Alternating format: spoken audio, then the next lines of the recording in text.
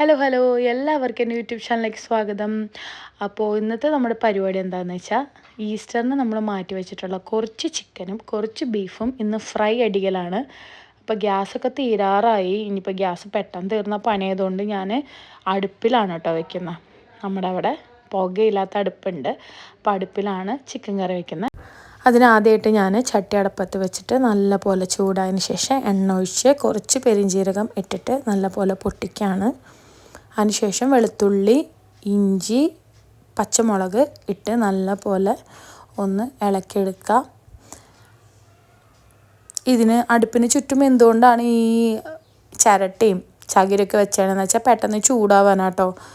അടുപ്പ് നമ്മൾ അങ്ങനെ അങ്ങോട്ട് യൂസ് ചെയ്യലില്ല. അപ്പോൾ അതുകൊണ്ട് വിറകും കാര്യങ്ങളൊന്നും നമ്മുടെ വീട്ടിലില്ല. ആകെ ഉള്ളത് കുറച്ച് ചിരട്ടയും ചകിരിയാണ്. അപ്പോൾ അത് തീരെ കത്തുന്നുണ്ടായില്ല. അപ്പോൾ അടുപ്പിൻ്റെ സൈഡിൽ വെച്ച് കഴിഞ്ഞാൽ നല്ല പോലെ ചൂടാവും കേട്ടോ.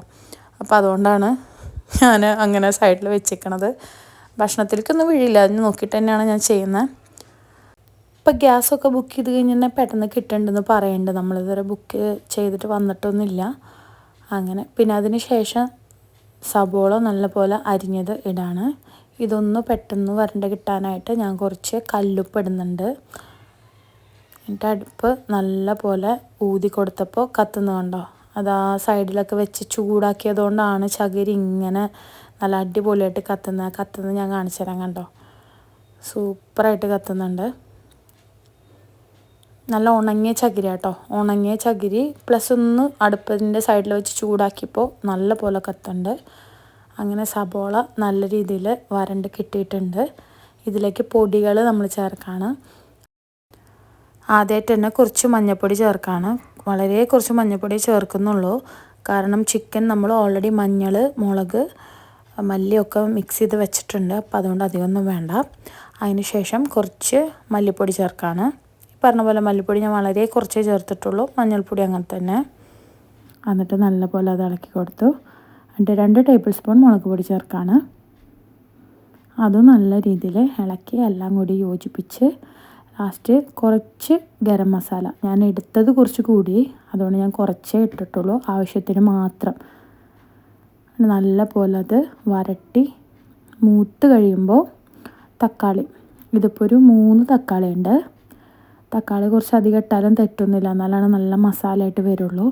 നമ്മൾ ചിക്കൻ ഫ്രൈ ഒന്നും ചെയ്യുന്നില്ല. ജസ്റ്റ് സ്പൈസസൊക്കെ ഇട്ട് നല്ല പോലെ മിക്സ് ചെയ്ത് മാത്രമേ വെച്ചിട്ടുള്ളൂ. കണ്ടോ, അത് നല്ല പോലെ വെന്ത് പാകമായിട്ടുണ്ട്. ഇനി ഈ മസാലയിലോട്ടാണ് നമ്മൾ ചിക്കൻ ചേർക്കാൻ പോകുന്നത്.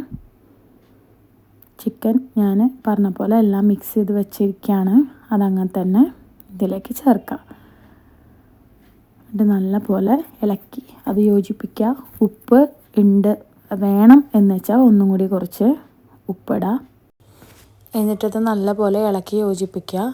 ഞാൻ വളരെ കുറച്ച് ചിക്കനാണ് കേട്ടോ അന്ന് ഈസ്റ്ററിന് വെച്ചിട്ടുണ്ടായിരുന്നുള്ളൂ. കുറച്ചധികം മാറ്റി വെച്ചു. കാരണം ഈസ്റ്ററിന് ഞാൻ എൻ്റെ വീട്ടിൽ പോയിട്ടുണ്ടായിരുന്നു. അപ്പോൾ അധികം ഇനിയിപ്പോൾ ഇവിടെ വെക്കണ്ടെന്ന് വെച്ച് ഞാൻ കുറച്ചേ വെച്ചുള്ളൂ. എന്നിട്ടത് മൂടി വെച്ച് തീ അധികം കൊടുക്കണ്ട, ലൈറ്റായിട്ടൊന്ന് തീ കത്തിക്കുക. അപ്പോൾ ആ ഒരു ചൂടിലത് ഇരുന്ന് നല്ല പോലെ വെന്തോളും. വിറകൊന്നും നമ്മുടെ വീട്ടിലില്ല കേട്ടോ. ആകെ ഈ ചിരട്ടയും ചകിരിയും മാത്രമേ ഉള്ളൂ. അപ്പോൾ അത് വെച്ചിട്ടാണ് നമ്മളിപ്പോൾ പാചകങ്ങളൊക്കെ ചെയ്യുന്നത്. അപ്പോൾ ഇതിവിടെ കിടന്ന് വേവട്ടെ. നമുക്ക് അടുത്തത് ഇനി പോർക്കിൻ്റെ പരിപാടി നോക്കാം. പോർക്ക് ഫ്രൈ ആണ് നമ്മൾ ഉണ്ടാക്കുന്നത്. അപ്പോൾ അത് ഗ്യാസിൽ വെക്കാമെന്ന് വെച്ചു. അപ്പോൾ കറിവേപ്പില തീരെ ഇല്ലാത്തതുകൊണ്ട് നമ്മുടെ വീടിൻ്റെ അവിടെയുള്ള കറിവേപ്പില തന്നെയാണ് നമ്മൾ പൊട്ടിച്ചെടുക്കുന്നത്. എന്നിട്ട് ചിക്കനിലോട്ട് കുറച്ച് കറിവേപ്പില ഞാൻ ആഡ് ചെയ്യാണ്. ഞാൻ സബോളയൊക്കെ വാട്ടുന്ന സമയത്ത് ഓൾറെഡി കറിവേപ്പില ഇട്ടിട്ടുണ്ടായിരുന്നു. ഇപ്പോൾ ലാസ്റ്റ് ഇത് വേവണ സമയത്ത് കുറച്ചും കൂടി ഇടാണ്. അടുത്ത പോർക്ക് നമ്മളിങ്ങനെ ഫ്രൈ ചെയ്യണമെന്ന് ആണ് കാണിക്കുന്നത്. കുറച്ച് പോർക്കേ നമ്മൾ മാറ്റി വെച്ചിട്ടുണ്ടായിരുന്നുള്ളൂ കേട്ടോ. അതുകൊണ്ട് നമ്മൾ അതിൽ കായ ഇട്ടിട്ടുണ്ട്, തൊലി കളഞ്ഞ കായ. അപ്പോൾ വെക്കുന്നത് എങ്ങനെയാണെന്ന് കാണിക്കാം. ചട്ടി ചൂടാകുമ്പോൾ അതിലേക്ക് എണ്ണ ഒഴിച്ച് പെരിഞ്ജീരകം പൊട്ടിച്ചിട്ട് ഇഞ്ചി വെളുത്തുള്ളി പേസ്റ്റ് ഇട്ടു. അതിലേക്ക് സബോള, പച്ചമുളക്, കറിവേപ്പില ഇട്ടിട്ട് നല്ല പോലെ വാട്ടിയെടുക്കുകയാണ്. ഇതിലേക്ക് വേണമെന്നുണ്ടെങ്കിൽ നാളികേരക്കൊത്തൊക്കെ ചേർക്കാം. നമ്മളിപ്പോൾ കായ ഇട്ടതുകൊണ്ട് നാളികേരക്കൊത്തൊന്നും ചേർക്കുന്നില്ല.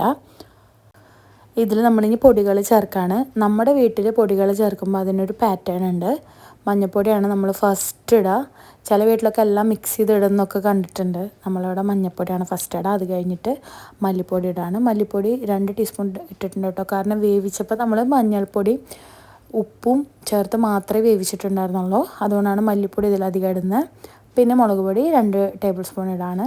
എന്നിട്ട് നല്ല പോലെ അത് ഇളക്കി യോജിപ്പിച്ച് ഉപ്പൊക്കെ ഉണ്ടോ എന്ന് നോക്കിയതിന് ശേഷം ഈ വേവിച്ച പോർക്കും കായും കൂടിയിട്ട് നമ്മളിതിലേക്കിട്ട് നല്ലപോലെ മിക്സ് ചെയ്യാണ്. പോർക്കും കായും നല്ല രുചിയുള്ളൊരു വിഭവമാണ്. നിങ്ങൾ ആരും ട്രൈ ചെയ്തിട്ടില്ലെങ്കിൽ ഒന്ന് ട്രൈ ചെയ്ത് നോക്കണം. കായ നമ്മൾ തൊലി കളഞ്ഞിട്ട് വേണം ഇടാം കേട്ടോ. നമ്മൾ ബീഫിലിടുമ്പോൾ തൊലിയോട് കൂടിയിട്ടിടും. അതിൻ്റെ ഇടയ്ക്ക് ഞാൻ ചിക്കൻ കറി ഒന്ന് ജസ്റ്റ് പോയി നോക്കിയപ്പോൾ അത് ആ ചൂട്ടത്ത് കിടന്ന് വെന്ത് നല്ല അടിപൊളിയായിട്ട് വന്നിട്ടുണ്ട്. അത് കഴിഞ്ഞ് ഞാനിവിടെ പോർക്ക് ജസ്റ്റ് ടേസ്റ്റ് നോക്കിയപ്പോൾ കുറച്ച് എരിവിൻ്റെ കുറവുണ്ടായിരുന്നു. അപ്പോൾ അതിലേക്ക് നല്ല പോലെ കുരുമുളക് പൊടി ഇട്ട് നല്ലപോലെ യോജിച്ച് കണ്ട അതിൻ്റെ ടെക്സ്ചർ അടിപൊളിയായിട്ട് വന്നിട്ടുണ്ട്. ഇനി ഇത് ഈ എണ്ണയിൽ കിടന്ന് ചൂടായി ഒന്നും കൂടി വേവണം.